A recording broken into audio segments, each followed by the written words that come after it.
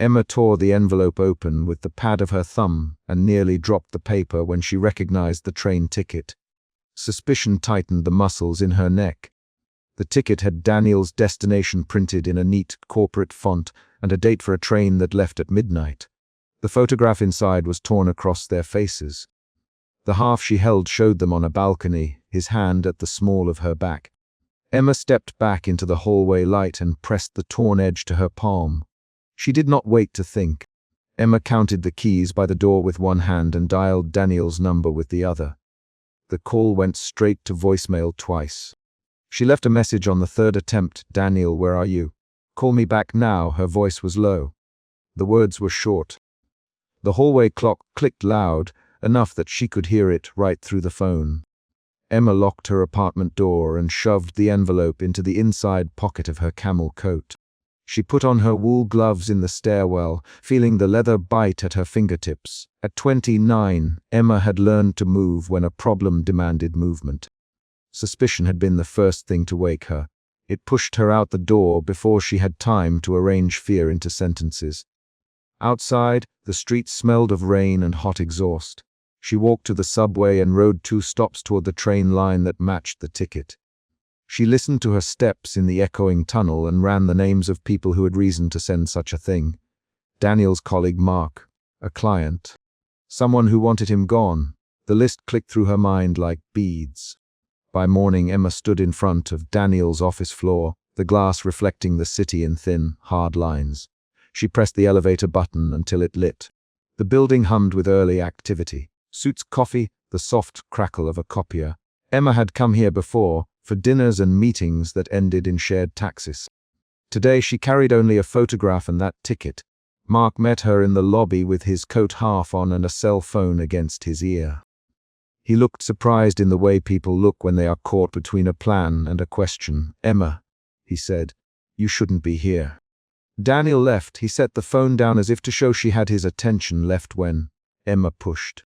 Her hands were steady, but the traitor in her throat tightened. 3 days ago. No note, no warning. The team only found an empty desk this morning. The senior partners, he had to deal with family. Mark's sentences were measured. He kept his palms out and his shoulders even. We don't know more. We tried his phone. It's off. Emma Daniel's name until it felt like testing a door. Mark, did he say anything about a train? She forced the question into plain air. Mark's eyes flicked. No, nothing about trains. Sorry, Emma. We'll let you know if, when the word sorry landed, it felt thin. Emma pressed the torn photo into Mark's palm. This was in an envelope at my door. There's a ticket too. She pointed to the train name written on the stub. Mark turned the photograph and the ticket slowly, like a man handling a delicate instrument. He frowned. I can check the security feed. Stay here. He left to talk to building security. Emma stood in the glass warmth of the lobby and watched the city move. The next hour was a stack of small actions. The security guard sketching a timeline, Mark returning with a shrug that said more than his words, and a list of recent visitors that did not include Daniel. At noon, Emma took a lift to Daniel's downtown apartment. Mrs. Alvarez, the building super, opened the door before Emma could knock a second time. She held her keys in a collused fist, and her expression was a practiced mix of concern and habit. "You must be Emma, yes?" she asked. "Yes." "Do you know where Daniel?" Emma started. Mrs. Alvarez stepped back and let her in. The living room looked like it had been lived in with precision. A folded sweater thrown over the arm of a couch, a stack of business magazines on the coffee table, a sleek leather watch left on the floor by the window. The watch face was cracked where someone had struck it against something hard. Emma walked to the window and saw the glass left open a few inches. Rain had blown in and darkened the rug near the sill. A ballot of papers had been dragged toward the open pane. She crouched to look at scuff marks on the floor. One mark ran along the baseboard, as if something heavy had scraped on the way out. Was there a struggle? "Emma." Mrs. Alvarez swallowed once. Her voice kept steady. There were signs someone left in a hurry. Door unlocked, drawer upturned. "He didn't take the briefcase that lives by the couch." She paused and pointed to a small leather case on the shelf. "He always keeps it there." Emma picked up the case. It was empty. Her hands smelled faintly of rain. The photograph fluttered from the envelope in her coat pocket and landed against the inside of her wrist. She felt a new, quick pressure behind her ribs. Doubt moved under suspicion. At the precinct, Officer Hayes filled out the missing person form with a pen that squeaked on the paper. His motions were efficient. He did not look up often. We can enter it, but these cases take time, he said. People leave all the time for reasons that aren't criminal. We'll check surveillance, talk to contacts. He slid the form across the desk for Emma to sign, so you don't think he's in danger. Emma. Hayes rubbed his temple. I don't want to alarm you. Right now we have an adult who left town. If new evidence shows a crime, we change priority. Emma's mouth shaped a response and then closed. She signed the form. She left with the feeling that the official world had placed her worry into a slow, moving queue. That evening, Mark met her outside the office under a sky that held back rain. He had hesitated all day. She could see it in the way his fingers tapped his phone. We found a folder on Daniel's laptop, he said, encrypted. I couldn't open it without him. But there was an email, anonymous, about timing and what people would have to give up. I tried to print it, but the admin won't hand anything over without corporate clearance. Show me what you have, Emma. Her voice was a blade of impatience. Mark fished a USB drive from his pocket. I copied what I could. There were timestamps tied to client accounts, strange access logs, and one subject line read, "Sacrifice the clock." I don't like it, Emma. They met later, after the floor emptied, and used an empty conference room. Mark relented and let Emma open Daniel's laptop. The screen showed encrypted folders and a PDF that revealed a list of corporate names with odd transaction times. Emma's eyes narrowed as she read the header. A short paragraph in the email said, "Timing dictates who walks away." He chose to cross a line. There was no signature, only that phrase. Emma copied files to her own drive. Each file that opened layered new questions onto the old ones. The more she saw, the less it looked like a personal disappearance and more like a consequence of decisions made in boardrooms and back channels. She left the office that night with a plan that did not allow for waiting. Mark offered to come with her. "It's dangerous, Emma," he said. He used the word in full. He pushed the hood of his coat up like a shield. "Then come," she said. "I don't want to be the only one asking questions." They drove without speaking much. The abandoned train station slept in a neighborhood of warehouses and closed storefronts. A single streetlight stung the pavement. The station entrance had a graffiti-covered door that rattled when they pushed it open. Inside, the platform tasted of metal and old diesel. Emma's shoes made soft hollow sounds on the tiled floor. Mark kept close enough to touch. At the far end of the platform, beneath a bank of shattered bulbs, a figure moved and then stopped. The stranger's voice was low when he spoke. "You shouldn't be here," the man said. Emma answered before Mark could. "Where's Daniel?" Her question cut the cold. The stranger stepped into a shaft of light. He was thin, with a jacket too large for his frame. He held the collar tightly. He was warned. He didn't listen. "You should leave him be. Ambition costs people things." Emma's jaw tightened. "Who are you to tell me that?" she demanded. The stranger shrugged, a small, dry motion. "I was asked to pass on a message. Timing sacrifice." He went toward something that didn't want to be found. He dropped his gaze and added, "He didn't know what he was up against." Emma stepped forward and reached into her pocket for the torn photograph. "If this was a warning, leave this with him. Or tell me where he is." The man did not answer directly. Instead, he pushed a folded piece of paper into Emma's hand and stepped back into the gloom. On the paper was an address and a time. An abandoned section of the station complex, a glass containment room that had once been part of a rail museum and was now used to store machinery. The name Platform G was scrawled in block letters. They moved toward Platform G. The corridor smelled of rust and stale coffee. A stair creaked under Emma's weight. Each step felt like an amplification of doubt into fear. Emma's hands trembled once, then she smoothed them and kept moving. She had already made decisions that would not let her turn back. At the entrance to the complex, a door had been locked with a chain. Mark pried it with a crowbar he had in his trunk for nights like this. The chain gave with a metallic scream. They climbed inside to a mezzanine that overlooked a sealed glass room. The chamber was lit by a single bulb. Inside, a man sat on a low bench with his hands folded in front of him. Emma's stomach dropped when she saw him. Daniel's hair stuck at odd angles. His shirt collar was rumpled. He repeated a small motion. the touch of one palm to the other at eye level, a gesture that matched the last photograph Emma had of him waving goodbye from a balcony. He did it again and again like a mechanical loop. "Daniel," Emma called. Her voice broke, but she called his name anyway. He turned, and for a moment his eyes were distant pools. He looked at her face the way someone studies a photograph for recognition. Then he smiled, not the small private smile he saved for her, but a polite blank smile that did not reach his eyes. "Do I know you?" he asked, his voice thick and flat. Emma's knees felt soft. She walked to the glass and put both palms against it until cold met her skin. "Daniel, it's me, Emma. Remember the balcony? Remember the locket?" He looked at the locket that she had worn for years and then at her face. There was a flicker like an old file loading slowly. "I remember the balcony," he said, then paused. "Who gave you that locket?" The question was small but sharp. Emma's throat closed. Mark shoved his hands into his pockets. The stranger who had worn them watched from the mezzanine shadow. The machine hum of ventilators filled the space. Emma lifted the torn photograph and held it against the glass. "You were here. We stood on a balcony. You kissed my forehead. You knew you'd wait." Denial's fingers drummed his knee. He leaned forward as if straining to place a voice inside himself that could be true. He said slowly, "I might have done that." But names slip. Faces shift. Times muddle. She felt something inside her tilt, a violent shift from hope to a sharp, physical grief. Her hands pressed harder against the glass until the pad of her thumb whitened. Daniel blinked and ran a hand through his hair. "I don't know why I'm here," he said. "I had to leave. I don't remember the choice." Emma Daniel's name again, no longer as a question, but as a demand. "Daniel, who told you to leave? What did the email mean?" Her words came fast now. He looked down and closed his eyes as if to push through a fog. "I heard something about timing, that it would keep us safe.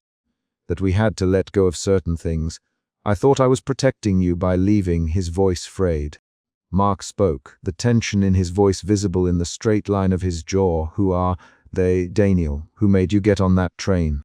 He counted the lines in his speech, dragging each into the small space between them. Daniel's hands curled. "I can't remember names. I remember pressure. I remember a meeting. I remember a man in a suit who said choices would be easier if we didn't look back. I woke up in here. I tried to leave and the door wouldn't open." Emma's breath left her. A roar, physical fear climbed from her belly to the base of her throat. She pressed her forehead to the cool glass. The emotion shifted again from the sharp edge of grief into a slow, spreading ache that made her limbs heavy. She needed proof, a concrete trace to anchor what she felt. She looked at the watch on the floor of Daniel's apartment, and at the watch on his wrist now, the small scar near his brow visible in the light. The cracked face from the apartment matched the scratch on the wristwatch he currently wore. It was the same object removed and returned, a detail that tightened suspicion into something she could state aloud. "Who else knew about this project?"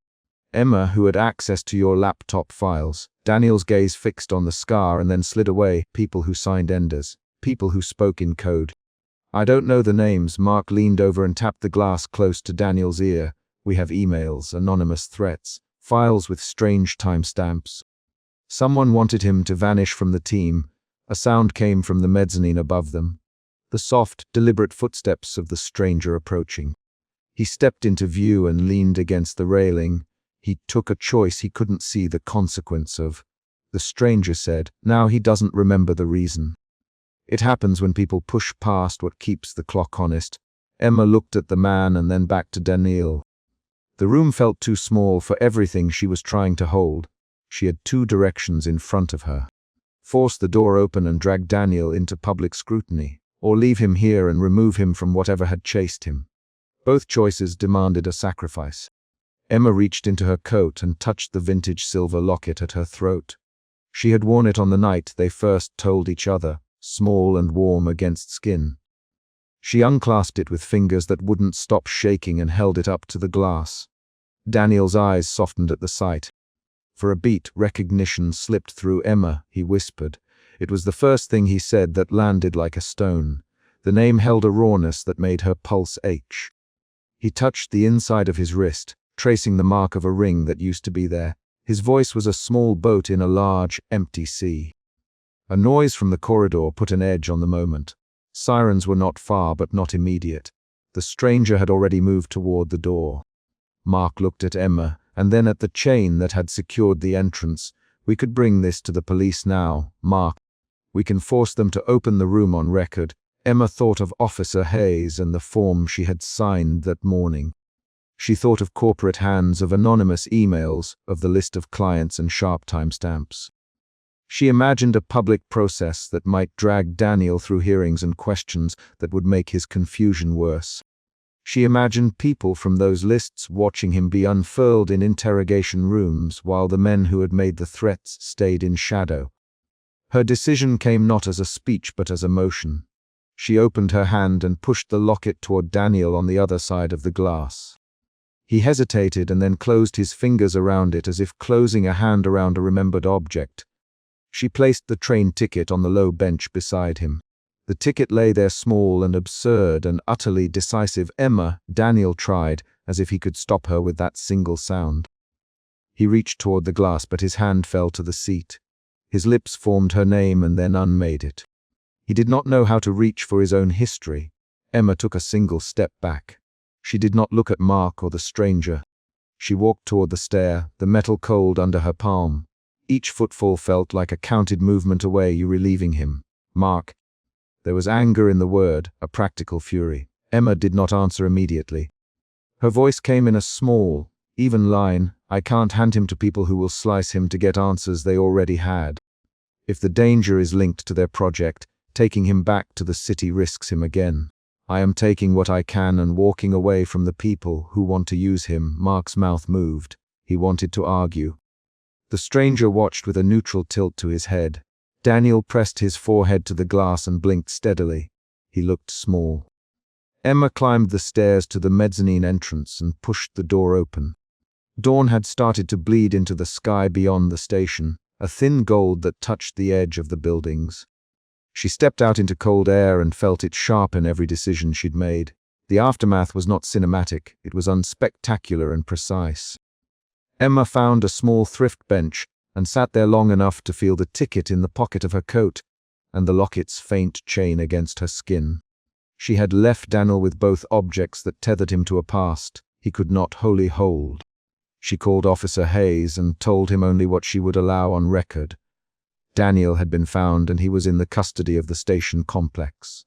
She did not mention the anonymous emails. She did not mention the list of clients. She chose a mission as armor.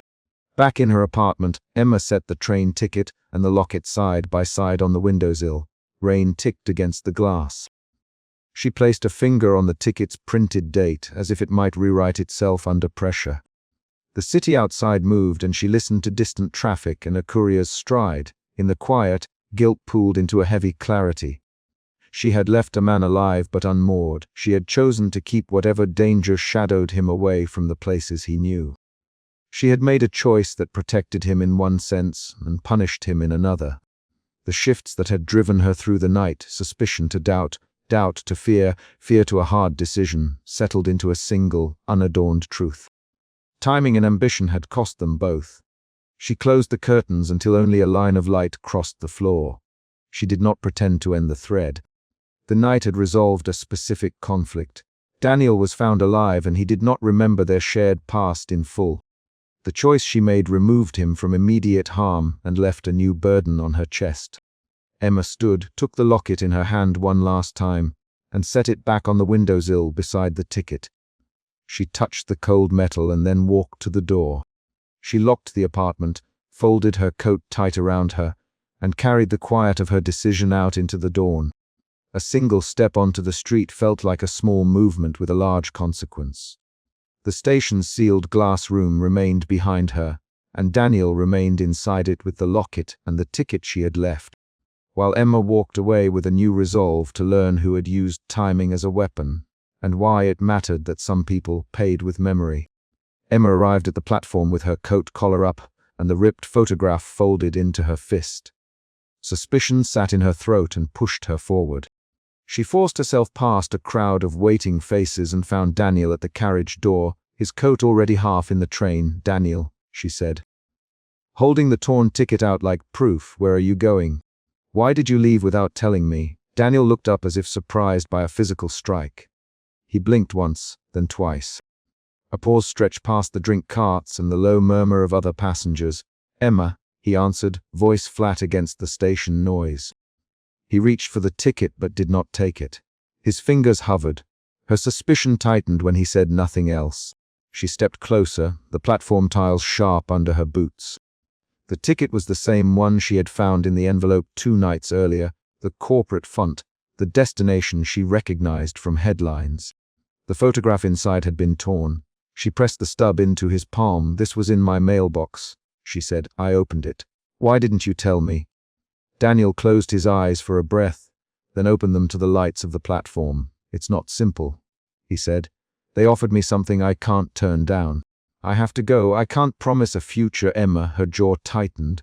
The platform noise sharpened into detail. The squeak of a trolley, an announcement voice cutting through static, a baby beginning to fuss. Emma folded the ticket and refolded it with quick, small movements like a metronome. Suspicion pushed into anger. She had counted nights, kept little calendars, and tacked promises to the fridge. Now a printed date argued against everything she'd assumed, not simple. "Emma, you leave without a word and sign it with a train ticket. Is that the plan?" Her voice rose in small measures, not theatrical, precise enough to be heard by the man in a charcoal coat standing 3 steps away. Daniel's mouth went thin. He set his jaw and looked away toward the carriage windows. "Them'll need me in the other city. The role means moving and long absences. He stopped and looked back at her. "I didn't want to ask you to choose." "Choose," Emma repeated, her hands curled into fists. She thought of the envelope from chapter 1, how she had torn it open, the ticket folded inside, the photograph split down the middle. She could still see the torn edge of the photo where someone's fingers had dragged paper apart. The memory was physical, the way the paper bit her thumb. Daniel swallowed and said, "I told Liam I'd think about it. They move fast. I left the ticket because I couldn't do another fight. I thought leaving might be cleaner." Emma's anger bled into a new feeling, a cold clarity that cut through the heat of accusation. She wanted clarity. She wanted Daniel to name what he valued and what he would let go. "You left to avoid a fight," she said. "You left and expected me to wait for whatever you decided." He flinched at the word wait. He had the look of a man calculating and then discarding an answer. "I know, Daniel, and I'm sorry. I didn't handle it well." The train's doors closed with a dull sigh behind him. City lights smeared along the carriage glass. Beside them a commuter checked his watch and stepped into an empty seat. Emma forced herself to breathe. The first escalation had arrived and she had responded. The platform demanded a next move. She did not let him step away. "Tell me the truth now." She kept her voice low, but it carried. "Tell me what you're recommitting to. Tell me if you'll choose me or that job." Her eyes would not leave his face. Daniel's fingers found the strap of his briefcase and tightened. "This role is a promotion. It means I move cities and travel weeks at a time. I can't promise more than what I have now. I can be here in pieces." "Emma," that answer was a second shift in her feelings, anger becoming resolve.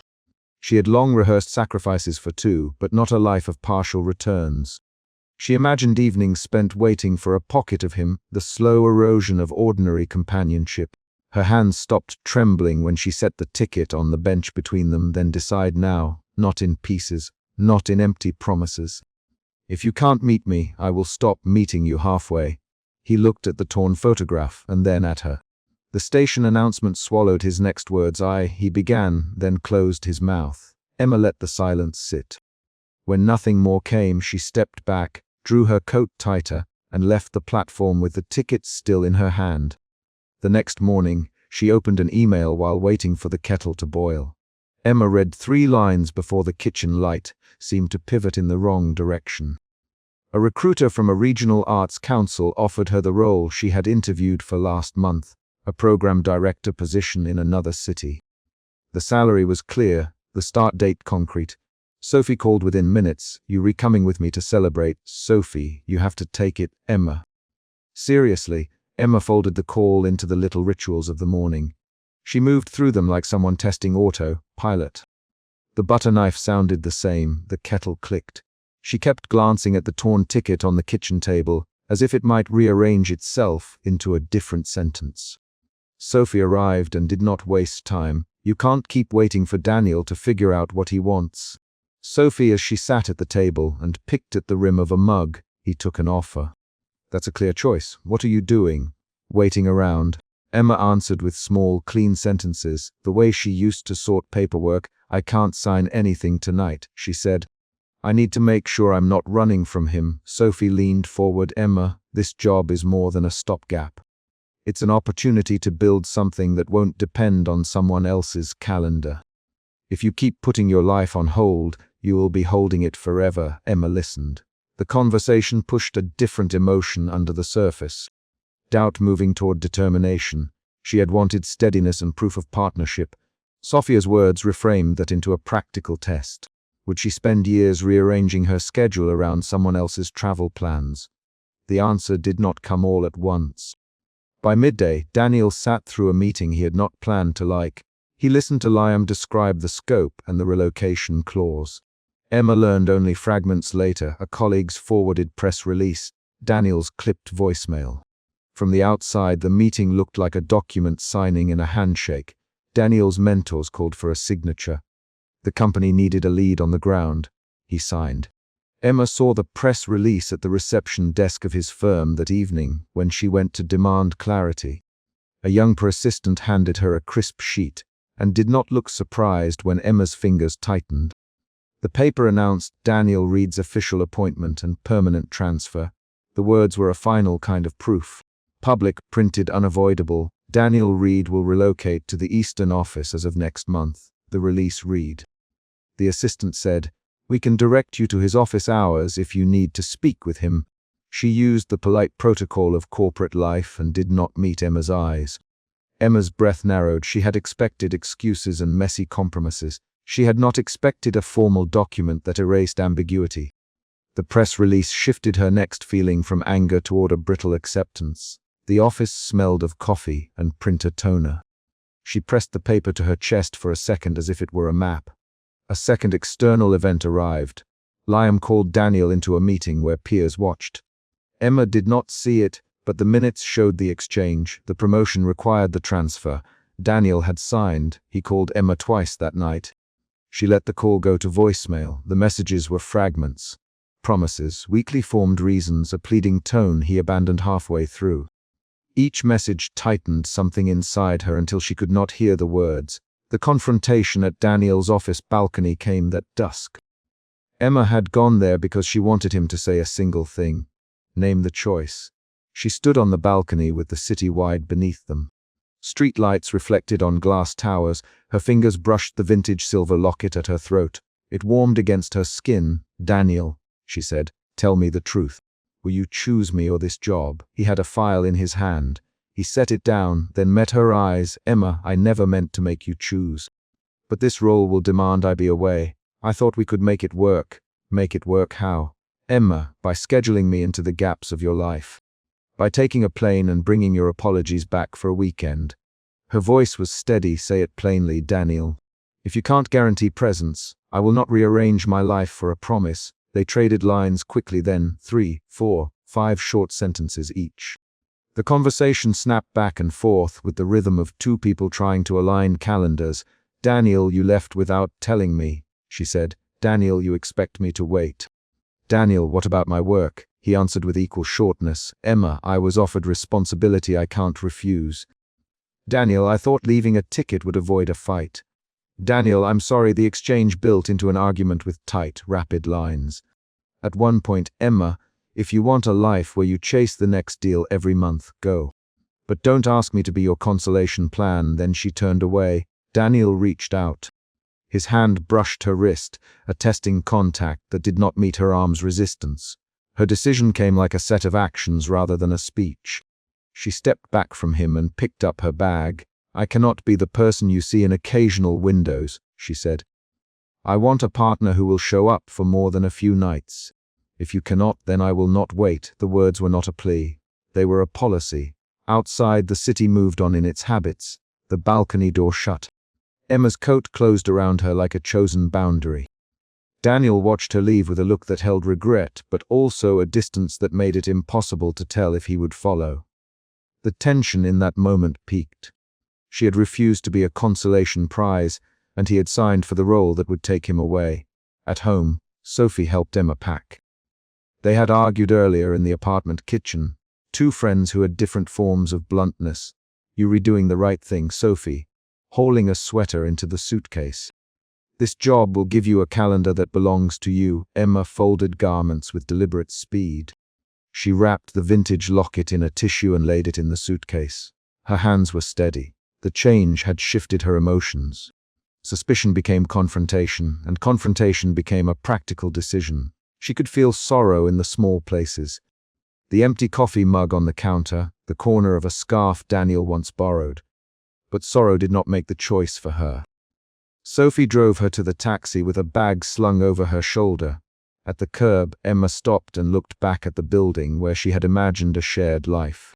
She did not speak the word goodbye. She turned and closed the taxi door. The driver nodded without comment. The city receded behind the back window. That evening, Daniel returned to the apartment and found the vintage silver locket on the windowsill, where the light caught the chain. He noticed the small mole above her eyebrow in a photograph left on the side table. He understood then, by the placement of things, that she had made a final move. He had a sudden, sharp awareness of the loss measured in objects. He picked up the locket and opened it. Inside was a photograph half torn, the edge still jagged where someone had separated two faces. He stared at the image and then at his own reflection in the glass. For the first time that night, the city seemed to be giving him a clear set of facts rather than possibilities. He sat down where she used to sit and read the press release again. His calendar on the kitchen table had dates circled and flights listed. The choices he'd made were visible, printed, and irrevocable in a way that sounded like finality when he read them aloud to the empty room. Emma's taxi crossed the bridge and night settled into the other city with a different rhythm. She sent one short message to Sophie. "I'm here. I'll call later." Then she turned the locket once more under her fingers and put it back into the suitcase. Her hands moved as if rehearsed for a new set of routines. New meetings, a new commute, a new office with a small window. The chapter closes on that movement rather than on any broad reflection. Emma steps out of the taxi under a streetlight and pulls her suitcase up the curb. Sophie waves from inside the car. The vintage locket sits safe among folded shirts. In the kitchen drawer back in their old apartment, the press release lies flat. Daniel watches the skyline through the living room window and places the locket back on the sill before the scene cuts to the quiet hum of an apartment that has been rearranged by a decision made on a balcony at dusk. The emotional arc for this chapter begins with suspicion, then moves through anger and resolve, and lands in pragmatic action. Those shifts show in how Emma speaks, where she places her hands, and the choices she executes. Confrontation happens in public, on the platform, at a balcony, and in private at a kitchen table and in a taxi. Each external event forces a change. The torn ticket on the platform, the job offer email in the morning, the press release at the firm, the signed contract at Daniel's company. Each of those events propels Emma toward the final decision she must make. This chapter resolves its central conflict. Emma will not rearrange her life around a promise that keeps her waiting. She accepts a concrete offer that gives her a life she can control. The immediate outcome is clear. Emma moves to the new city with her suitcase and locket, and Daniel faces an apartment that no longer holds both of them. The story continues, but this chapter ends on two decisive actions: Emma leaving by taxi and Daniel finding the locket on the windowsill. Emma saw Daniel step onto the terrace, and the champagne flute slipped from her hand. The stem hit the stone balustrade, and a thin, wet arc ran down into the fountain below. Suspicion tightened her fingers where the glass had been. She refused to look away. He did not at once see her, and that gave her time to measure everything she had not said. She had not planned to come to the charity reception at all. But the invitation had arrived on her mentor Sophia's desk, and the city fundraiser mattered to the initiative she ran. Emma kept her wool camel coat closed against the late evening wind and watched Daniel speak with a colleague she knew as Olivia. The sight of him made the past and the present collide.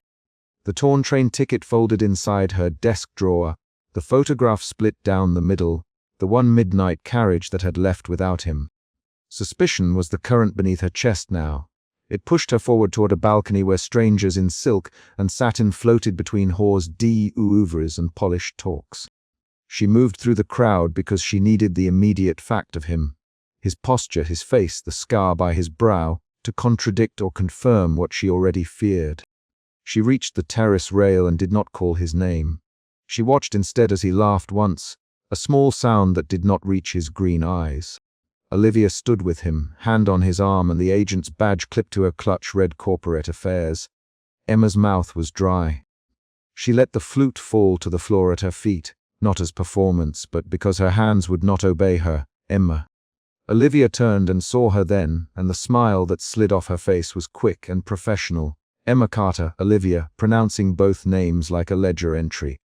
What a surprise! Emma kept her voice flat. Daniel. Daniel's head turned at the sound of his name, and for a moment his expression opened, recognition. Then the careful shield of a man used to choosing when to be vulnerable. He had not come to the gala for pleasure, she thought. Whatever brought him had the weight of business written on his shoulders. They were 3 steps from each other, but so far apart that the terrace seemed to stretch between them. Daniel's coat was charcoal, his watch catching the golden city light.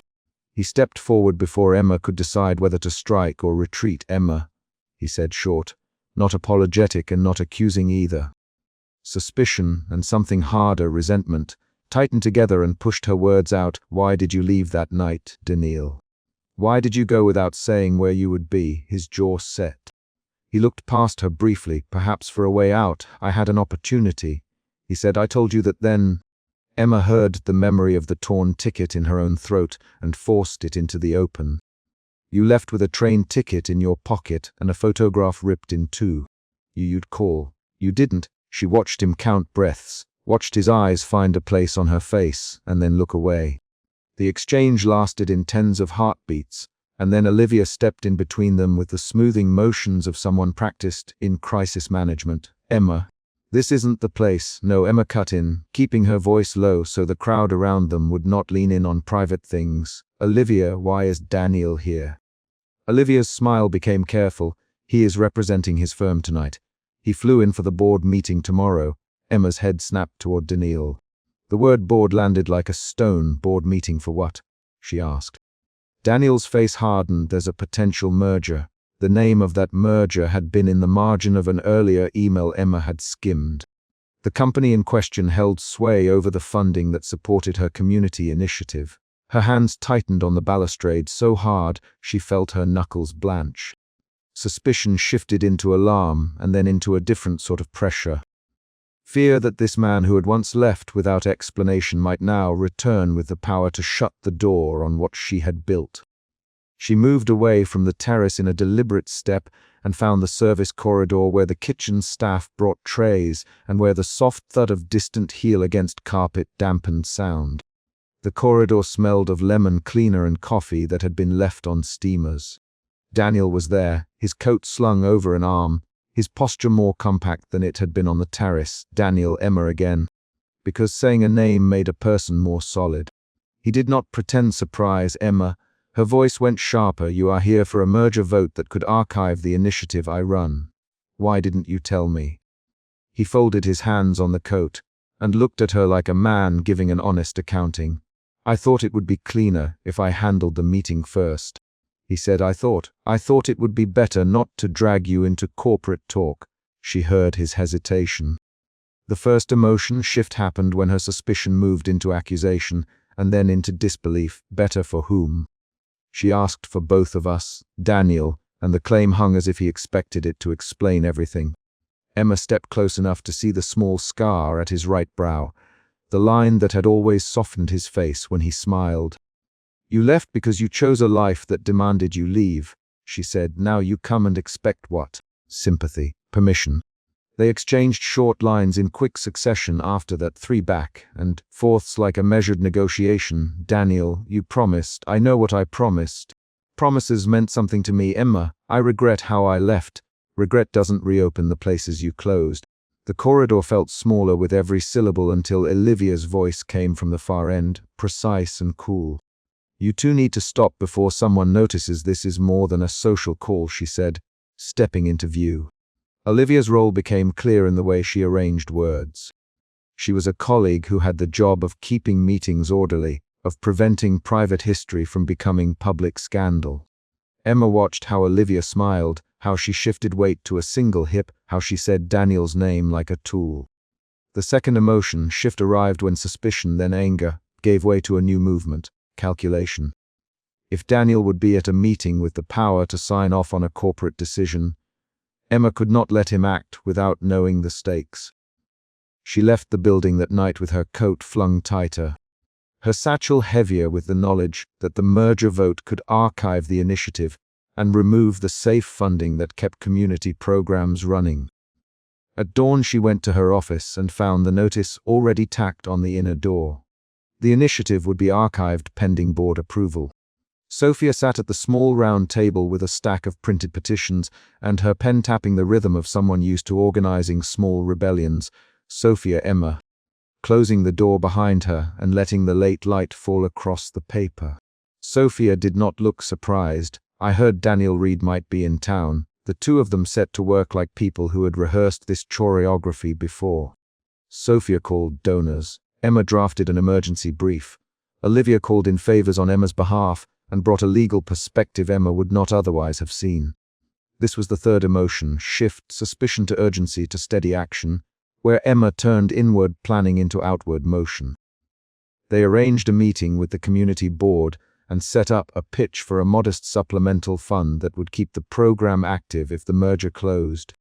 Emma's hands moved quickly over the keyboard. She typed numbers and schedules and the small sentences that made programs accountable and defensible. Everything felt thin as paper until an associate named Marcus surfaced from the corporate ripple Daniel had left behind.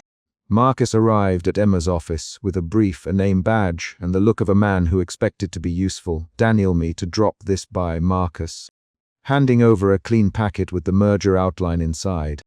Emma flipped through it while Marcus watched, the lines about consolidated assets and tightened operations moving in plain font across the page. Her chest tightened. Marcus did not smile then. He watched her like someone gouging a blind spot. Marcus, does Daniel know how this will affect the community program, Emma? Marcus hesitated and then said, he might not know every detail, Emma. He trusts the board to make its decision. That answer had the texture of something calculated but incomplete.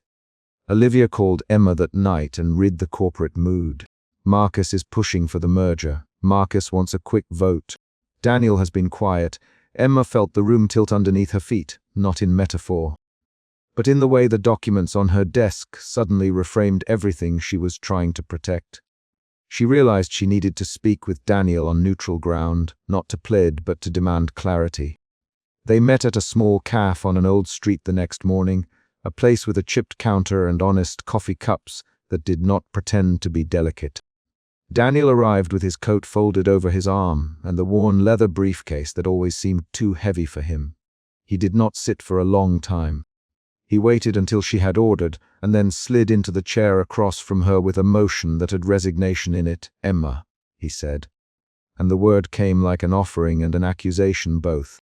She placed her hands on the table, feeling the scarred wood under her palms. Why didn't you tell me? She asked again, but quieter. Daniel set his briefcase down and opened it as if that ritual might make the next words easier. A business card, a stack of folded notes, a small box he did not show. I kept a token. He said, I kept a locket. I kept more than I should have. He produced nothing for the moment, but Emma saw his fingers brush the chain of his watch, as if drawing courage. I can stop this merger, Emma, he said in a low voice. I can withdraw my support. The calf fell into the exacting silence people make when a historical claim is lodged against a plan. Emma's mind calculated immediate consequences, his influence, the board's reaction, the risk to his career. Her voice was steady even when her throat burned. Why would you do that for me?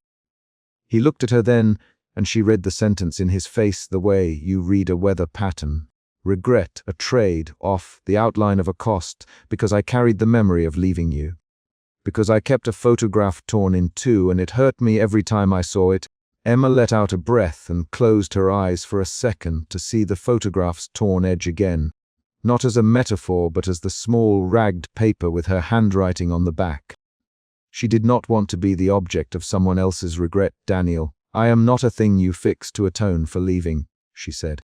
He flinched at her words. "I know that," he said. "I know I can't buy forgiveness. I am not offering that. I am offering to use what power I have to protect the work you have done. But I will lose something if I do it." He named the cost without theatrical flourish. Losing the vote could mean the end of his fast rise, colleagues losing faith, perhaps his position on the board. This introduced the mini cliffhanger, the immediate reveal that his choice would be publicly costly, and that he would be forced to choose in front of others. Emma felt the practicalness of the moment push past the old ache. She sat back and listed out options. Accept his help and let a man who left once write the story of her program's survival, or refuse and risk closure for the sake of not being rescued by him. They argued in short lines that snapped and returned like a string of elastic. "Daniel, if you withdraw support, you will lose your seat." "Emma, I understand that." Daniel replied, "And if you lose your seat, you might not be able to help anyone else later." "Why should I choose that for you?" "Because I am choosing it now," he said. "Daniel, this isn't about noble things. This is about you deciding consequences for both of us." "I am deciding them," he said, and there was a pause long enough for steam to rise off their cups. They did not find easy answers. They found instead the plain arithmetic of sacrifice and accountability. Emma left the cafe with a new worry lodged in her chest. Not only whether the merger would pass, but whether Daniel's public withdrawal would brand him and close doors he had worked years to open. The day of the emergency board meeting was late afternoon, and the room had the blue glare of floor-to-ceiling windows that showed the city flattened into a pattern of lights. Board members arrived with clip steps and papers folded into neat devotionals. Marcus sat near the head of the table, a smile that did not reach his eyes, and Daniel walked in with a steady, controlled gait. Emma watched from the back of the room. Olivia had arranged for her to be present as an observer. When Marcus began to speak, it was with the sheen of the man pressing for consolidation, numbers, streamline long-term strategy. "This merger will strengthen our position. Marcus, it will improve efficiencies across the board." Emma felt the words like small blows against the initiative she had fought to keep alive. Then the air shifted because Daniel stood up. He paused at the head of the table, fingers folded before him on the polished wood. And for the first time all eyes went to him not as an efficient executive, but as a man carrying a weight. "I withdraw my support for this merger, Daniel." Plain as a statement of fact. There was a strict intake of breath around the table. Marcus's face tightened, and then tightened again into a maneuver of politeness. "Daniel, are you sure?" The chair asked, voice pitched to administrative turnery. Daniel's answer was a small, controlled exhalation. "Yes." A hasty scramble followed. The board demanded reasons. Marcus pushed against the withdrawal. Questions about fiduciary duty rose, and murmurs slid into louder voices. Emma watched Daniel's fingers clench and loosen at his side. She watched his face when the first shove back came and noticed the dimple that appeared when he braced a private smile at something unspoken. The climax of the chapter was concrete and public and costly as the outline had promised. Daniel's withdrawal prompted a vote that placed his career against Emma's program in a ledger the whole room could see. Members debated with clipped, transactional sentences. Legal counsel read paragraphs that sounded like small, indifferent gavel blows. Emma's heart pounded in a rhythm that echoed the clock on the wall. She did not speak until Olivia reached her and leaned in, whispering, "You could not ask for a braver act, Emma."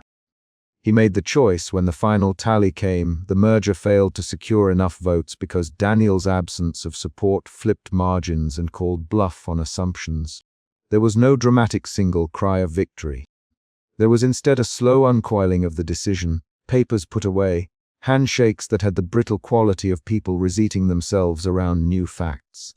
Outside, Marcus stepped into the stairwell in a rush of resentment and reprimand. Emma caught a glimpse of him speaking to Daniel in quick, hard sentences. She could not know what was said, only the effect. Daniel's shoulders dipped and his face took on the empty look of someone who had given more than the room believed. They left the boardroom by separate doors and found each other in the stairwell.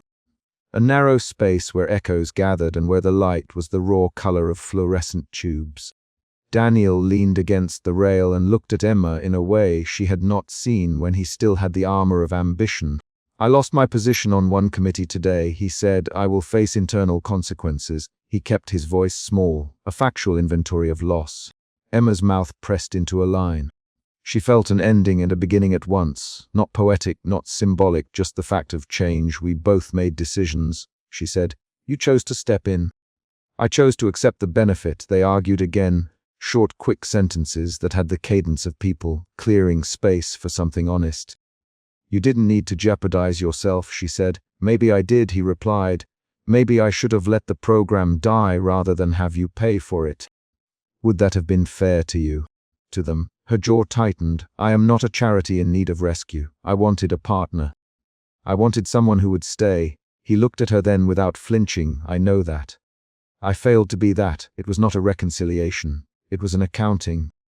They both acknowledged losses and limits, and that acknowledgement felt like something quietly salvageable.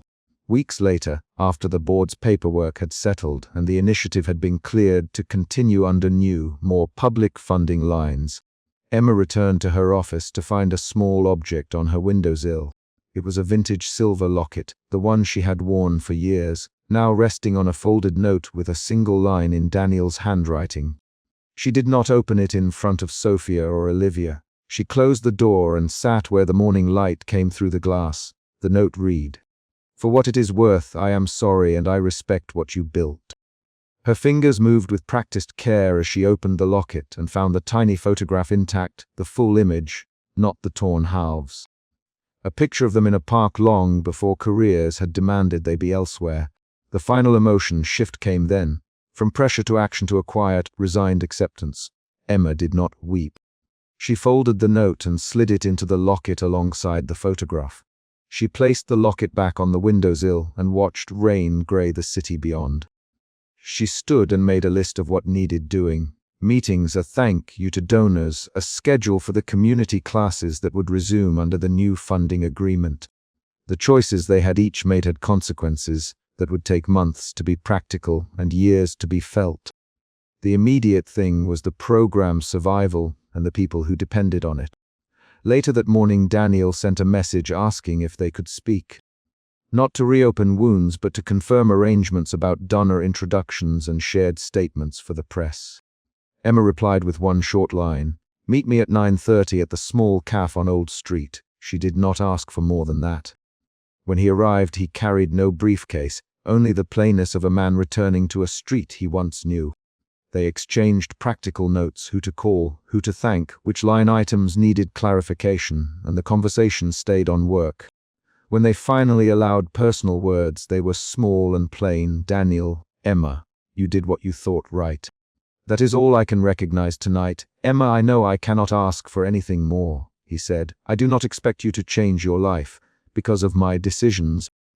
She looked at him for a beat, and then let out a breath that felt like permission. "Then let's not pretend anything else," she said. He nodded, and in that nod there was something like relief. The last scene of the chapter is not a sweeping reconciliation or a cinematic embrace. It is a drawer closed on an object and a public project set to continue under its own steam. Emma placed the locket into her satchel and tucked it beneath the schedules, a private thing that would not define her work. Sophia called with a new list of volunteers and Olivia sent the final press copy for approval. Daniel walked away from the cafe with no grand gestures, his steps measured. The chapter ends with a concrete action rather than a sweeping statement. A courier arrives at Emma's office at dawn with the signed agreement that secures the program for the next fiscal year. She opens the package and reads the signature line where a corporate name is printed and Daniel's surname appears among others, marking closure in the ledger of business. She pins the agreement to the wall beside the photograph now inside the locket and makes a note to schedule a donor meeting for Monday morning. The room smells faintly of coffee and rain and the small, ordinary things of work. The decisions have been made, costs counted, and the next responsibilities lay open on her desk. That is what she names plainly as she stands and walks to the window to watch the city continue on its unremarkable arc. It arrived in the first sentences and guided Emma's actions. She watched, approached, confronted, calculated, and finally accepted a practical closure. The boardroom vote served as the chapter's climax and resolved the immediate conflict. The merger did not pass and Emma's initiative continued. Daniel paid a public cost for that choice. Emma accepted his help without recasting her life around it. They both took responsibility in plain actions rather than speeches, and the locket's return marked a small, concrete reconciliation with the past rather than a new beginning promised by fate. By chapter's end, the program remains. Daniel faces the professional consequences he chose, and Emma keeps moving forward with the work she chose. She sets a meeting list and pins the signed agreement to the wall. She locks the office door, picks up her satchel with the locket inside, and steps into the rain toward the next day's duties.